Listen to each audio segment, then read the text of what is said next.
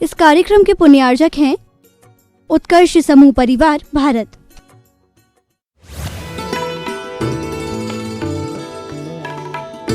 असंख्यात गुण श्रेणी कर्मों की निर्जरा, मात्र श्रद्धा से तुमने धर्मोपदेश सुना है, श्रद्धा से मात्र आगम के ग्रंथों को पढ़ा है, वाचना की है, पृच्छना की है, पांचों में से कोई भी उपदेश, धर्म उपदेश या स्वाध्याय आपने किया है, तो असंख्यात गुण श्रेणी कर्मों की निर्जरा, मतलब एक मिनट में अगर 5 कर्मों की निर्जरा हो रही है तो अगले मिनट में 25, फिर उसके अगले मिनट में 525, ये गुणित श्रेणी निर्जरा होती है, हर समय में गुणित होता है। ये तो मिनटों में मैंने समझने के लिए कह दिया। 1, 2, 4, 16 क्रम से दुगने दुगने हो जाते हैं। इतनी कर्मों की निर्जरा अगर श्रद्धा के साथ स्वाध्याय करोगे, 8 उन अंगों का ध्यान रखते हुए स्वाध्याय करोगे, तो नियम से वह का प्रचुर मात्रा में तुम्हारी कर्मों की निर्जरा होकर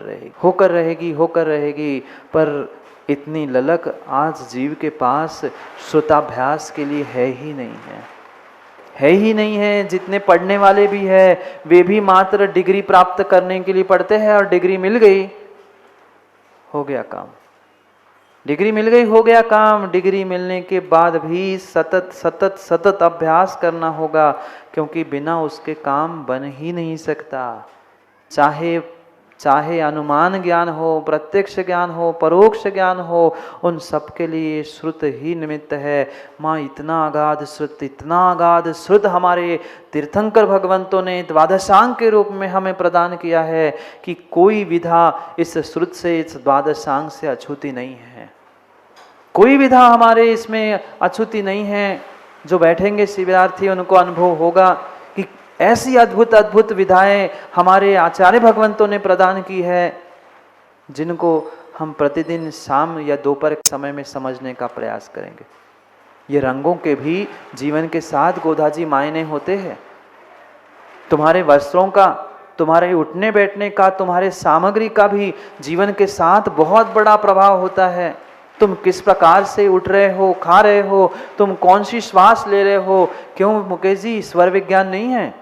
आज भले ही आप किसी दूसरे का पढ़कर दूसरे को सिखा रहे हैं, पर ये पूरी विधा हमारे तीर्थंकर के वाणी से द्वादशांग में लिपिबद्ध हो चुकी थी। आज उन्हीं को चुरा के दूसरों ने अपना वहाँ कॉपीराइट करते हुए, अपना ब्रांड लगा के हुए आपको बेच दिया। आप खुश हो गए कि हमने उनसे सीखा, उनसे प्राप्त किया, पर ये दूसरों से मिला हुआ नहीं। ये सब कुछ विधाएं हमारे आगम की है। ऐसी अद्भुत एक विधाएं है। अगर एक विधा के बारे में चर्चा करने बैठ जाऊं ना, तो कई घंटे निकल जाएंगे और आपको विश्वास नहीं होगा। ऐसे अद्भुत रहस्य इस श्रुत ज्ञान के माध्यम से हमारे लिए प्रदान किए। और इसीलिए तो केवली भगवान के केवल ज्ञान के साथ अगर कोई तुलना करने वाला ज्ञान है तो ये श्रुत ज्ञान है। एक नहीं अनेक आचार्य भगवंतों ने कह दिया। नेमिचंद सिद्धांत देव हो, चाहे समंतभद्र स्वामी हो, चाहे जयसेन स्वामी हो, चाहे कुंद स्वामी हो, प्रत्येक आचार्य भगवंतों ने यही कहा कि अगर उस केवल ज्ञान का कोई प्रतिरूप है तो श्रुत ज्ञान है। और केवल ज्ञान को भी प्रदान करने वाला अगर कोई है तो श्रुत ज्ञान है। मति से केवल ज्ञान नहीं होता, ना अवधि मन पर्याय से केवल ज्ञान होता है। केवल ज्ञान जब भी होगा ये श्रुत ज्ञान से ही होगा। इतना महान श्रुत ज्ञान है। अंतर इतना है, श्रुत ज्ञान परोक्ष है और केवल ज्ञान प्रत्यक्ष आत्मा से हो रहा है, पर दोनों चराचर को जानते हैं। एक युगपत जानता है और एक क्रम से जानता है। इसलिए तो श्रुत केवली की भी परंपरा हमारे यहाँ है। जिन्होंने द्वादशांग को जान लिया वह श्रुत केवली है। केवली की बराबरी करा दी श्रुत को जानने वाले को, जबकि केवल ज्ञान नहीं है, पर पूर्ण श्रुत होने से श्रुत केवली कह दिया। थोड़ा सा हमें समय देना होगा अपने लिए, अपने आप को समझने के लिए। ये त्रैकालिक को प्राप्त करने के लिए तात्कालिक आदतों को हमें छोड़ना होगा। तात्कालिक आदतों को हमें छोड़ना होगा। जो हमारी एक आदत, हमारी एक जो लत बन चुकी है, उससे थोड़ा सा सुधार करते हुए हमें विषय को समझते हुए हेयोपादेय का निर्णय करना होगा। सकल कीर्ति महाराज बहुत अच्छी बात कहते हैं, ज्ञानहीनो न जानाति, ज्ञानहीनो न जानाति धर्मम पापम गुणम गुणम। क्या कहा? ज्ञानहीनो न जानाति धर्मम पापम गुणम गुणम हेयादेयम विवेकम च जात्यांधम इव हस्तिनम। जैसे जात्यांध हस्तिनी है, हथनी है, अगर वह अंधी है तो वह जैसे कुछ भी नहीं देख सकती, कुछ भी नहीं कर सकती, ऐसे जो ज्ञान चक्षु से अंधा है, चरम चक्षु तो है पर ज्ञान चक्षु जिसके नहीं खुले हैं, ज्ञान का निर्णय जिसके पास नहीं है, जो ज्ञान से हीन है, जो ज्ञान को नहीं जानता, वो धर्म को ही नहीं जानता, वो पुण्य पाप को नहीं जानता, गुण अवगुण को नहीं जानता, हे उपादेय को नहीं जानता, उसका जीवन उस अंधे हथनी के समान है। जैसे ही वो सामने ना दिखने के कारण गड्ढे में जाकर गिर जाती है, ऐसे ही ज्ञान से अंधा व्यक्ति, ज्ञानहीन व्यक्ति गड्ढे में कब जाके गिर जाए नरक निगोद के कोई भरोसा नहीं। तुम ही जाकर कूद रहे हो। हेयादेय विवेकम च, हे उपादेय का विवेक भी जीव के पास नहीं होता अगर ज्ञान का निर्णय उसके पास नहीं है तो। ज्ञान का निर्णय करो, अपने भीतर के उस ज्ञान को प्राप्त करने का प्रयास करो, क्योंकि ज्ञान के लिए ज्ञान से प्राप्त करना, एकाग्र करना, यही तो ध्यान है। ध्यान कौन सी बला? ध्यान कौन सी वाला? क्या बस हाथ पे हाथ धर के बैठ जाना ये ध्यान है? नहीं है, नहीं है। आज तो ध्यान के नाम पर योगाचार्य जी योगासन सिखाए जाते हैं, ध्यान के नाम पर। ठीक है, योगासन तो योगासन कहो ना, वह भी विधा हमारे आगम में लिखी है। एक एक मुद्रा का महत्व लिखाया गया है कि ऐसी मुद्रा का क्या फल है, ऐसे मुद्रा का क्या फल है।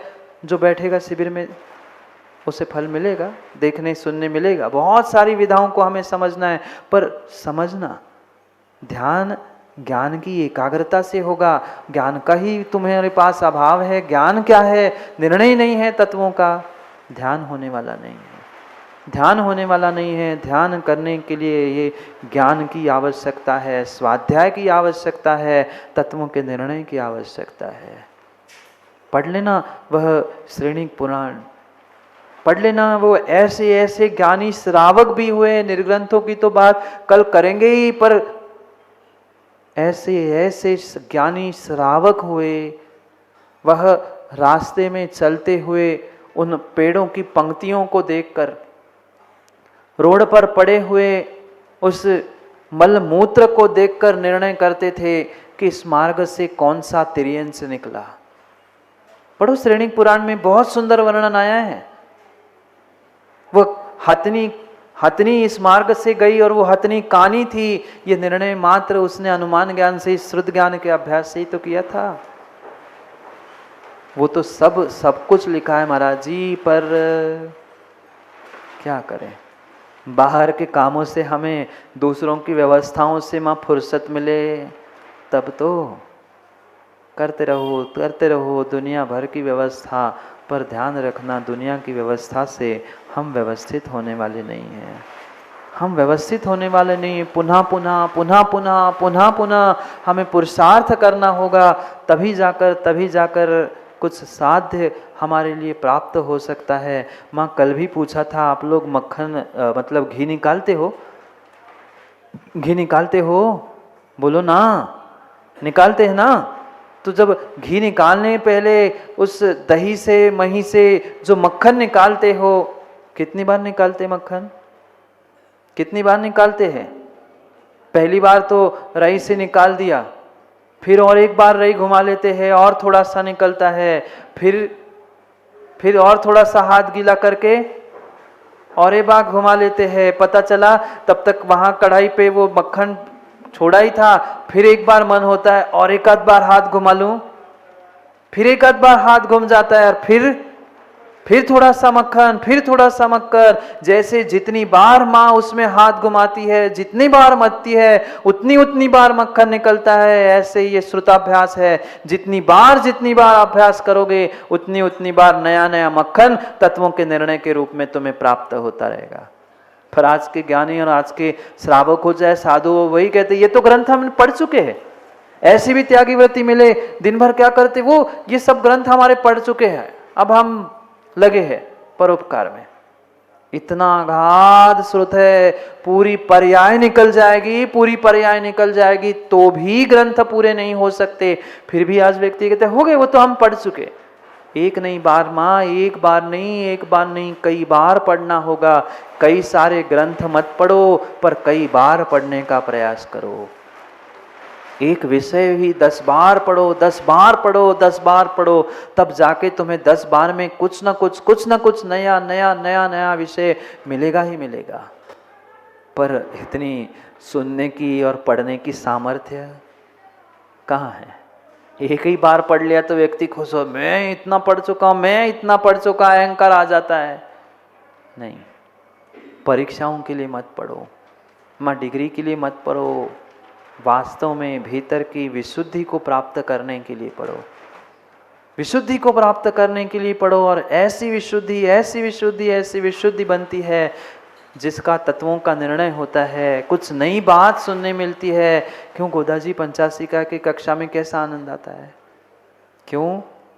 पहले भी पढ़ने के बाद कुछ नया विषय, नई अपेक्षाएं समझने में आती है, तो पुनः वह आनंद, शांति द्विगुणित होती रहती है। इसलिए पुनः भगवान कुंद स्वामी 92 नंबर के श्लोक में समझा रहे हैं कि कम से कम श्रुताभ्यास कुछ तो प्रारंभ करो, क्योंकि श्रुताभ्यास के अभाव में तुम्हारा ये तप सम्यक तप नहीं हो सकता। बाल तप हो जाएगा, मिथ्या तप हो जाएगा, कर्मों की निर्जरा की जगह कर्म बंध के लिए ही साधन होगा। क्योंकि कर्म निर्जरा के लिए सबसे पहला कोई साधन है तो वह सम्यक ज्ञान है, श्रुत की सम्यक जानकारी है, पर नहीं है। पढ़ते हैं, पढ़ो 92 नंबर के श्लोक को पढ़ते हैं, गाथा को पढ़ते हैं। कुंद भगवान क्या समझाना चाहते हैं उनके ही शब्दों से समझने का प्रयास करते। सुदनाण भासम जो णकुणदि सममण होदि तव यरणम कोवंतो मूढ़मदि संसार सुहाणुरतो सो। सुदनाण भासम जो णकुणदि, जो सुदनाण भासम णकुणदि, जो श्रुताभ्यास को नहीं करता। श्रुताभ्यास का मात्र मतलब ये नहीं है कि हम प्रवचन सुन लेंगे, टीवी, मोबाइल या साक्षात भी, तो उससे काम बन जाएगा। ठीक है, ये आत्मा में संस्कार डालने के लिए आवश्यक है, ये भी करना होगा, पर इतना ही पर्याप्त नहीं है।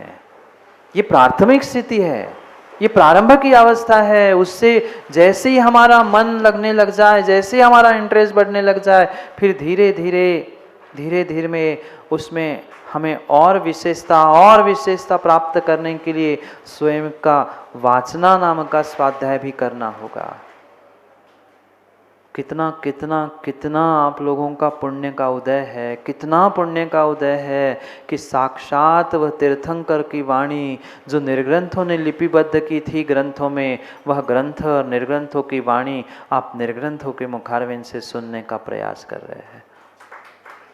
विरले ही पुण्यात्मा होते हैं जिनको तीर्थंकर की ये वाणी, ये श्रुत ज्ञान उनके ही मुद्राधारी निर्ग्रंथों के मुखारविंद से सुनने का सौभाग्य मिलता है। क्योंकि जिनके पास लाग लपेट होती है, वे जिनेन्द्र जी कभी सत्य बातें आगम की कह नहीं सकते। कोई पूछ भी लेना तो फिर वही फिर गोल घुमा के छोड़ देते हैं। सत्यता तो यही है, और इसी कारण से न स्वयं तत्वों का निर्णय कर पा रहे हैं, न पढ़ाने वालों को तत्वों का निर्णय करा पा रहे हैं। पुनः वही परिभ्रमण चल रहा है, आगे वो बढ़ ही नहीं पा रहे हैं। बढ़ ही नहीं पा रहे हैं। एक बार ग्रंथ का स्वाध्याय सुनते हुए कितने जीवों ने कल्याण कर लिया।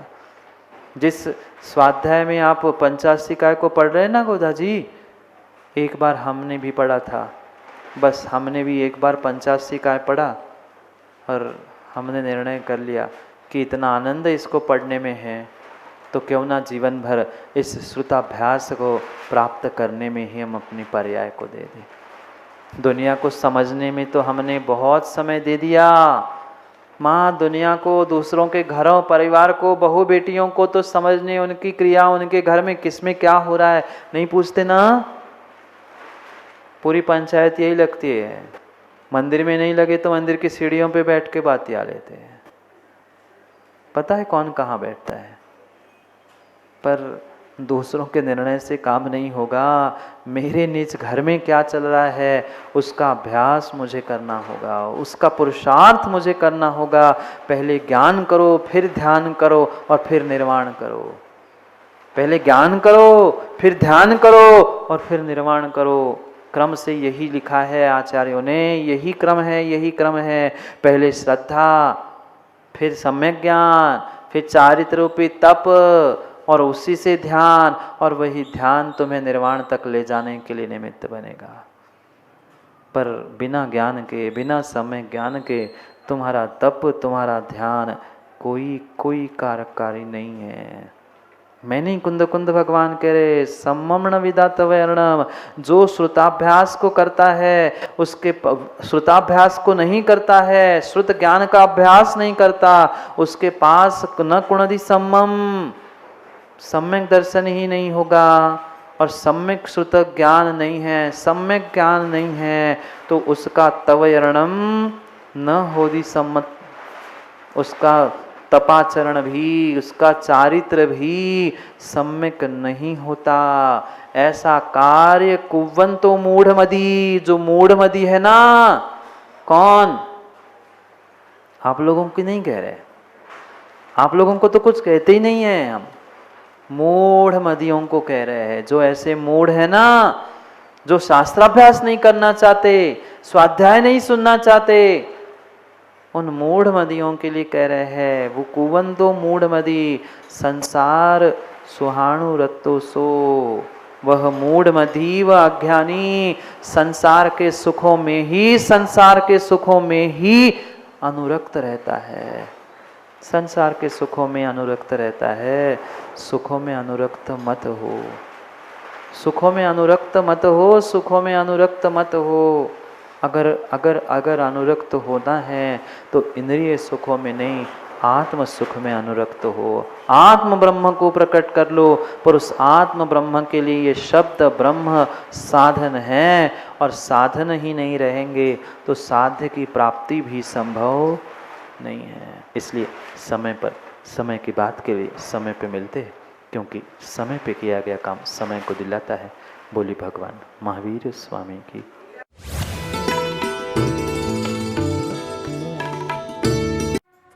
इस कार्यक्रम के पुण्यार्चक थे उत्कर्ष समूह परिवार, भारत।